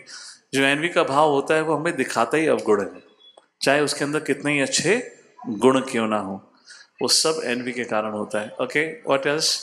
Yes mother. दंडवत प्रणाम प्रभु जी। ऐसी अपॉर्चुनिटीज़ जिससे कि वो और भक्ति में आगे बढ़ें, तो उनके लिए हर पल उनके साथ रहना। कभी भी उनकी लाइफ में कोई भी क्राइसिस है या कभी उनको ऐसा लग रहा है कि भक्ति डगमगा रही है, तो उनको ये हिम्मत दिलवाना कि आप जो कर रहे हो बेस्ट है और उनके साथ एनकरेज करना और उनके भले के बारे में। Very good, thank you. Yes Ashish. Hare Krishna Prabhu ji, अगर कुछ गलत होता है तो उसके लिए रिस्पॉन्सिबिलिटी लेना, यदि कुछ अच्छा होता है तो दूसरों को उसके लिए क्रेडिट देना। Okay, very nice. Okay, so this all correct definitions. मैं महाभारत से विदुर जी को कोट करना चाहूँगा। विदुर जी क्या कहते हैं नॉन एनवी के बारे में? तो आप जो सबने कहा है उसी प्रकार से कहा गया। नॉन एनवी का मतलब है दूसरों के भले और कल्याण के बारे में सोचना।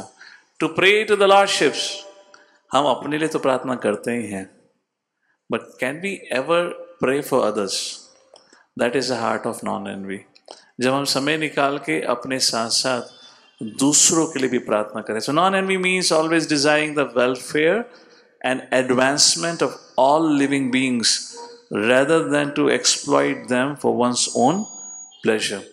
और ये समझाने के लिए मैंने आपको प्रहलाद महाराज की प्रेयर कोटि करी थी। स्वस्ति अस्तु विश्वस्या कलह प्रसीदताम ध्यायन्तु भूतानि शिवम मिथो दिया, जहाँ वह कहते हैं late everyone engage in the devotional service of the Lord. भक्ति के माध्यम से ही उनका जो मन है शांत होगा, उनके हृदय में जो द्वेष है वो खत्म होगा। उस प्रकार से प्रहलाद महाराज प्रार्थना करते हैं। In particular one should desire the spiritual progress of others and act to assist them in that progress. जब भक्त या व्यक्ति भक्ति में प्रगति कर रहे हो तो उसको देख के इनसिक्योर फील नहीं करना चाहिए, उसको देखकर खुश होना चाहिए। कई बार ये दुख लगता है ये सोचकर जब भक्त आपस में compete करते हैं या दूसरे को प्रगति करता देखकर वो इनसिक्योर होने लगते हैं। अध्यात्म जगत और अध्यात्म जीवन में किसी चीज़ की कमी नहीं है। आप ये मत सोचिए कि आपका हक छिन जाएगा। There is abundance, there is even more than abundance. बस आपके करने की इच्छा है, अगर आप इच्छा करेंगे तो आपको भी उस प्रकार से प्रगति मिलेगी। ये यथा माम प्रपद्यन्ते ताम तथैव भजाम्यहम्। सो इस विषय को समाप्त करते हुए आज का you have something to say? Question, okay. इस विषय को समाप्त करते हुए जो हमने ये 5 सत्र में जो विषय करा है, the main point that I wanted to bring out to all of your attention is, जब तक व्यक्ति material civilization या materialistic culture का भाग रहेगा, मतलब जब जीवन का उद्देश्य जब तक उसका खुद का इंद्रिय मन या इंद्रिय भोग, the goal of life is sense gratification, तब तक वह हमेशा अपने आप को कंपटीशन, एनवी इत्यादि भावनाओं से घिरा हुआ पाएगा। और जब जब व्यक्ति के मन में इस प्रकार के भाव हैं, चाहे उसके जीवन में कितना ही कुछ उसको क्यों ना मिल जाए, वह कभी भी सुख और शांति का एहसास नहीं कर सकता, क्योंकि जब भी उसके जीवन में उससे अधिक किसी के पास कोई व्यक्ति पाएगा तो तुरंत उससे वह द्वेष कर पाएगा और साथ ही साथ वह कभी भी संबंध बना नहीं सकता। तो याद होगा जो पिक्चर दिखाई थी, जब द्वेष मतलब कृष्ण को निकाल कर व्यक्ति अपने आप को जीवन के सूत्र में रख देता है, उस प्रकार से वह सभी प्रकार के संबंध बिगाड़ देता है। श्रील प्रभुपाद जी कहते हैं इस्कॉन की स्थापना ही इस उद्देश्य से की गई है, जहाँ लोगों को सिखाया जाए, समाज को सिखाया जाए मनुष्य जीवन किस प्रकार से जिया जाता है, उसका उद्देश्य क्या है, और एक ऐसे समाज की स्थापना करी जाए जहाँ पर इस भौतिक जगत में रहते हुए भी वैकुंठ का एहसास हो। वैकुंठ क्या है? जहाँ भय नहीं है। वैकुंठ क्या है? जहाँ कोई एनिमोसिटी नहीं है। वैकुंठ क्या है? जहाँ हर कोई एक साथ कोऑपरेट करता है, कंपीट नहीं करता है, उसको कहा गया वैकुंठ। इसलिए मैंने वो आपको तात्पर्य दिखाया था। तो समाज में या इस्कॉन से जुड़े हुए भक्त या जो भक्ति कर रहे हैं या जो भगवान में श्रद्धा रखते हैं, ये हम सबका ही कर्तव्य है इस प्रकार से अपने जीवन में परिवर्तन लाना, अपने बारे में समझना। चैंटिंग करना, शास्त्र पढ़ना, ये हो सकता है आपके मन को उसमें रुचि आती हो, ये हो सकता है आपके अहंकार को अच्छा लगता हो कि देखो मैं भी इतने वाला करता हूँ, मैं एकादशी में निर्जल करता हूँ। तो समझाने के लिए मैंने आपको बताया 3 प्रकार के कर्म 3 स्तर पे होते हैं, विकर्म, कर्म और अकर्म, या कहा जाए तो अधर्म, धर्म, अपराधर्म। हम लोग इतने साल भक्ति करने के बाद भी अंत में आके धर्म के लेवल पे स्थिर हो जाते हैं। हम करते वही हैं जो हमारा मन हो, परंतु हम पराधर्म का पालन नहीं कर पाते। और पराधर्म का उदाहरण देने के लिए, समझाने के लिए मैंने आपको लोकनाथ गोस्वामी का किस्सा संक्षिप्त में बताया, कैसे उनको अपने मन पर नियंत्रण करते हुए श्री चैतन्य महाप्रभु की आज्ञा का पालन करना पड़ा, जो उनके लिए इतना कठोर था, कठिन था, ये जानते हुए कि मुझे कभी श्री चैतन्य महाप्रभु का संग नहीं मिलेगा। तो इसी संदर्भ में श्रील प्रभुपाद जी बताते हैं सेवा का मतलब ही होता है दूसरे की प्रसन्नता।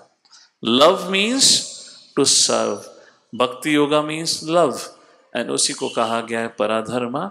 और वह तभी कर सकता है व्यक्ति जब उस द्वेष भावना से ऊपर उठकर गुरु और गौरांग की प्रसन्नता के लिए वह अपना जीवन जब जीना शुरू करेगा, तभी इस भौतिक चेतना से ऊपर उठ सकता है। जब भी कंपटीशन इत्यादि भावना आएगी तो वो हमेशा याद रखेगा, क्या अगर मैं इस कंपटीशन के अनुसार व्यवहार करूंगा तो क्या मेरे गुरुवर को अच्छा लगेगा या उनको उसे अप्रसन्नता होगी। तो इस प्रकार से व्यक्ति अपने इस द्वेष भावना को धीरे धीरे त्याग सकता है। अदरवाइज हम भक्ति, सो कॉल्ड भक्ति करते रह सकते हैं, रिचुअल का पालन कर सकते हैं। जब देखिए श्रील प्रभुपाद जी अपने गुरु भाइयों से कह रहे हैं जो सभी सन्यासी थे कि तुम हर साल व्यास पूजा पे इकट्ठा हो जाते हो गुरु की फोटो को फूल और फल चढ़ाने के लिए, ये सब धोखा है। सही मात्रा में सेवा उसको कहा जाता है जब आप गुरु की आज्ञा का पालन करें, and that is not an easy thing, that is not an easy thing. But something is not easy does not mean impossible, it just means is difficult, and difficulty depends on our state of mind. हमारा मन कितना complicated है, कितना जटिल है, कितना वो independence चाहता है और कितना वह सोचता है कि मुझे किसी से मार्गदर्शन लेने की आवश्यकता नहीं है, मैं सब जानता हूँ, जीवन का पूर्ण ज्ञान है। उस प्रकार से व्यक्ति अपने जीवन में कॉम्प्लिकेशंस पैदा करता है। So to summarize a very important aspect जो क्या कहते हैं, नारद मुनि कहते हैं द ट्रायंगल ऑफ फुलफिलमेंट। हर व्यक्ति को अगर सुखमय जीवन जीना है तो 3 प्रकार के संबंध होने बहुत आवश्यक हैं। एक ऐसा संबंध वरिष्ठ का जिससे हम मार्गदर्शन ले सकें, एक ऐसा मित्र या मैत्री जहाँ हम दिल खोलकर बात कर सकें, और एक ऐसा संबंध जहाँ पे हम दूसरों का हम मार्गदर्शन कर सकें। हमारी संस्कृति इसी प्रकार से निर्धारित थी। वो समझाने के लिए मैंने इसलिए आपको महाभारत का उदाहरण दिया। किस वजह से भीम, अर्जुन, नकुल, सहदेव, युधिष्ठिर ने कहा कि मैं राज्य नहीं करूंगा, खुश होने की जगह दुखी थे, क्योंकि उनको पता था युधिष्ठिर महाराज राजा बनेंगे तो उसी प्रकार से व्यवहार करेंगे, मतलब पालन पोषण करेंगे, हमारा शोषण।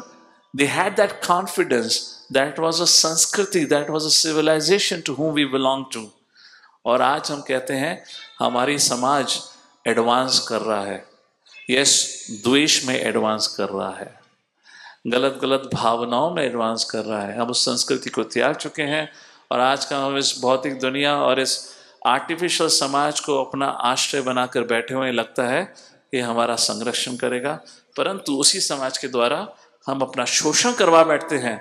और शोषण करवाने के बाद व्यक्ति कहता है बस मुझे अब किसी संबंध की आवश्यकता नहीं है। I remember when I was in America, I was a student for a time being. I was serving in a hotel, in a student restaurant. This is what the students would, at times will take a job. I was a part of assistant to a chef there, like this, handling some accounting. So I was once speaking to the chef who was Ohio State University का जो student hostel था उसका chef था, was a very famous person in and around Ohio and all that. तो मैंने उससे पूछा एक बार, आप कहाँ रहते हैं कोलंबस में? बोला मैं कोलंबस में रहता ही नहीं. मैं कहा डेली तू ऑफिस आता है तो कैसे आता है?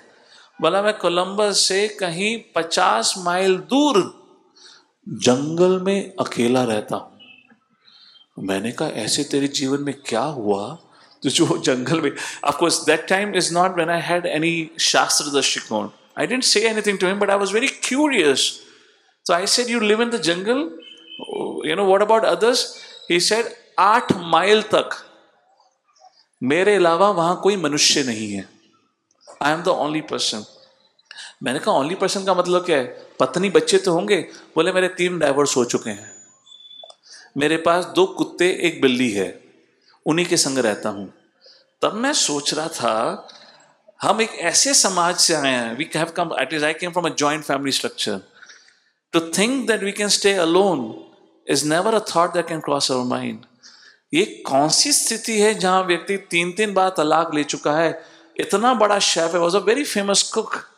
इतना सब कुछ होने के बाद जंगल में उसने अपना कैसल बना रखा है और वहां 2 कुत्ते बिल्ली के संग रहता है और 8 माइल तक कोई मनुष्य नहीं रहता.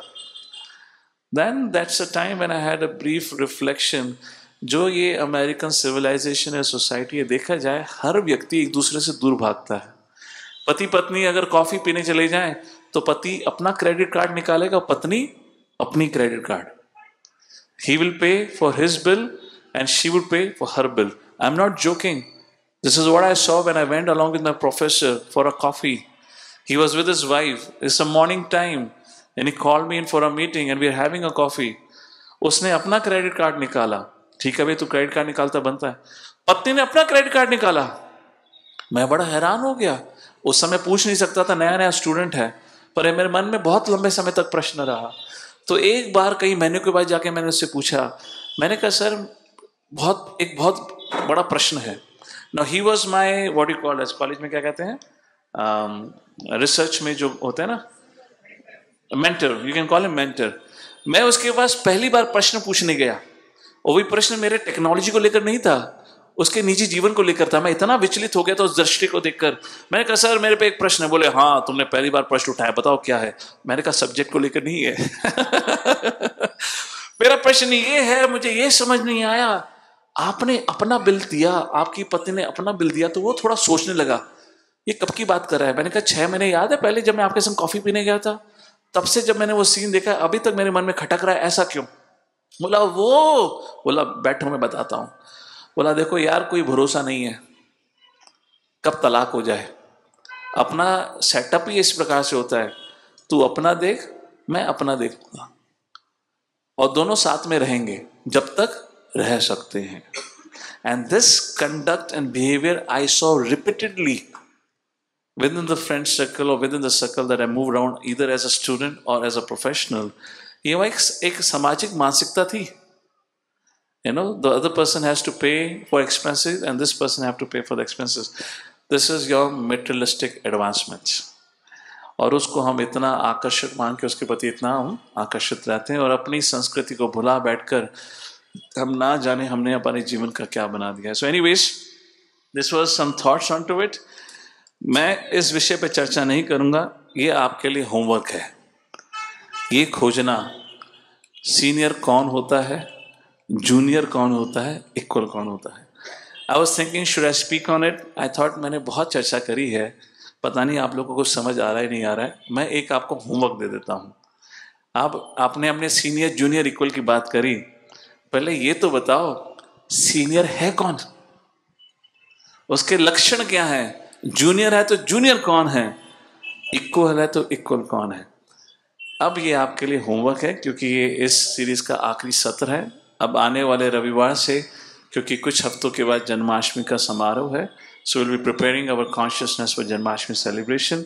सो आने वाले रविवार से कृष्ण लीला पे चर्चा रहेगी। तो अगर आप लोग के मन में अगर इच्छा हो तो इस प्रश्न का उत्तर खोजने का प्रयत्न करिएगा, और अगर आपको उत्तर मिलता है तो मुझे मैसेज डाल दीजिएगा, मैं आपके उत्तरों को पढ़कर आनंद लूंगा। हरे कृष्णा। जगद्गुरु श्रील प्रभुपाद की जय। Any questions or any comments on this topic we can take? Yes, mother. Prabhu ji, thank you very much, आपने बहुत अच्छे से समझाया एनवी को लेके।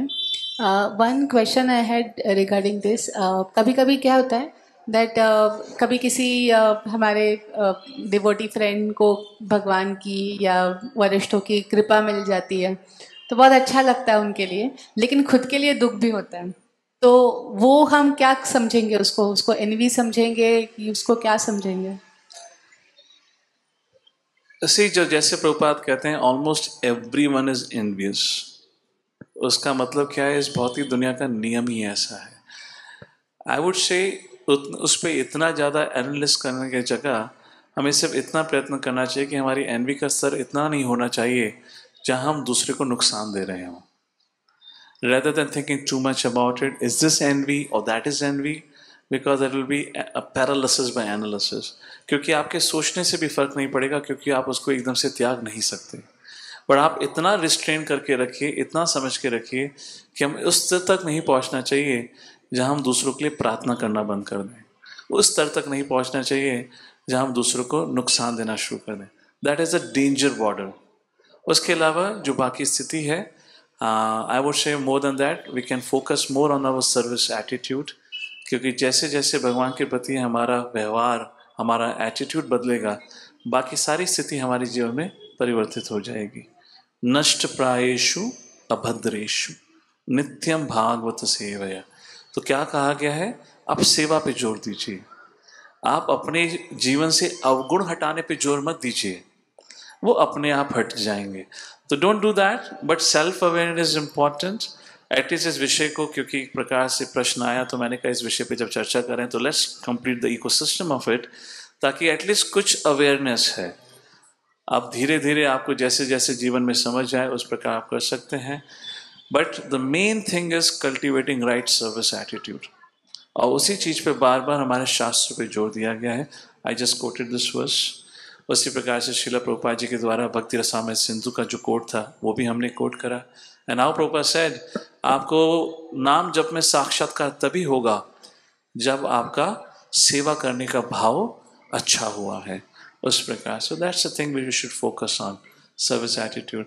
तो श्रील प्रभुपाद जी ने इसलिए हमें एक संस्कृति दी, पुरुषों को प्रभु कहना और माताओं को माता जी कहना।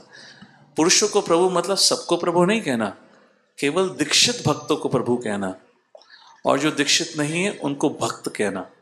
भक्त ABC, पर जो दीक्षित हैं क्योंकि उन्होंने अब भगवान और गुरु के प्रति समक्ष प्रतिज्ञा ली है तो हम उनकी सेवा कर सकते हैं, क्योंकि इतना तो भरोसा कर सकते हैं कम से कम धोखा नहीं देंगे। Of course we have to be careful in any relationship. उस प्रकार से प्रभुपाद जी ने समाज दिया। और माता के संदर्भ में हर एक को माता बताया है, initiated non initiated doesn't matter. मातृवत परदारेषु, जो दूसरी की नारी है वह हमारे लिए माता है, mother, which means we are supposed to serve. उस प्रकार से चेतना का विकास, that's what we should pay attention to. Thank you very much. Hare Krishna. All right, thank you everyone.